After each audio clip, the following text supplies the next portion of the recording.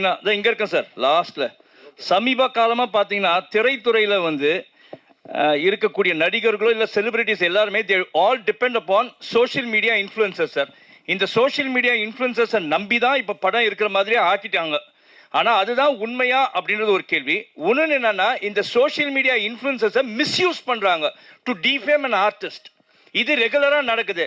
இதுக்கான காரணம் வந்து உங்களை போல நடிகைகள், இயக்குநர்கள் எல்லாருமே தானே. அதை பற்றி உங்களோட கருத்து என்ன சார்? ஏன்னா சிலது நல்ல வகைக்கும் யூஸ் பண்ணலாம். ஒரு ஆர்டிஸ்ட்டை காலி பண்ணணும்னா ஒரு ஆர்டிஸ்ட் வந்து ஷைனிங் ஆர்டிஸ்ட் வந்து இன்னொருத்தரை வந்து க்ரூமிங் ஆர்டிஸ்ட்டை வந்து காலி பண்ணுற மாதிரி ஆயிடுது. அதை பற்றி உங்களோட கருத்து சொல்லுங்கள் சார். கண்டிப்பாக அது இருக்குதான் சார். ஏன்னா நீங்கள் எந்த விஷயம் போனாலுமே பாசிட்டிவாக இருக்கும், நெகட்டிவாக இருக்கும். ஸோ அதே மாதிரி சோஷியல் மீடியாவில் பாசிட்டிவாக இருக்குது, நெகட்டிவாக இருக்குது. அது கண்டிப்பாக உண்மை தான், அது இருக்குதான்.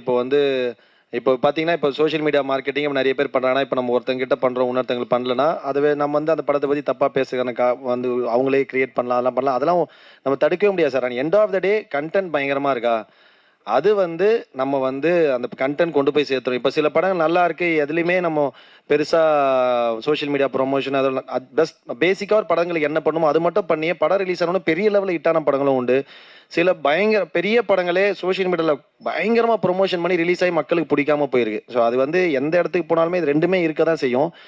பட் நான் பர்சனலாக யோசிக்கிறதுனா, இப்போ அந்த மாதிரி சில படங்கள் ரிவ்யூஸ் அந்த மாதிரி சில விஷயங்கள் வரும்போது அந்த ரிவ்யூஸில் வந்து இன்னொரு தமிழ் படம் ஆட் வருதுல்ல, அதுதான் எனக்கு கொஞ்சம் பயங்கர பெயின்ஃபுல்லாக ஃபீல் ஆகும்.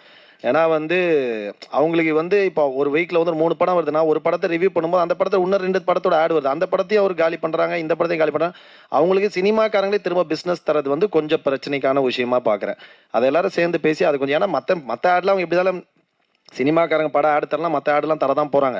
ஸோ அவங்களுக்கு வியூஸ் இருக்குன்னா அந்த வியூஸுக்கு ஏற்ற மற்றவங்க தரலாம். பட் நம்ம ஃபேமிலியில் இருந்துக்கிட்டு நம்ம ஒரு குடும்பமாக இருந்துக்கிட்டு நம்மளே திரும்ப அதை பண்ணுறது வந்து கொஞ்சம் பிரச்சனையான விஷயம். எனக்கு அது கொஞ்சம் செட் ஆகாது, அது பிடிக்கல. அதனால் எனக்கே ரீசெண்டாக ஒரு படம் இந்த மாதிரி ரிவ்யூவர்ஸுக்குலாம் இந்த மாதிரி தரணும் போது என்னோட படம் ஒரு ஆட் வந்து நான் உடனே கூப்பிட்டு சொன்னேன், தலை இந்த மாதிரி நீங்கள் பண்ணாதீங்க, எனக்கு உடன்பாடு இல்லை அப்படின்னு.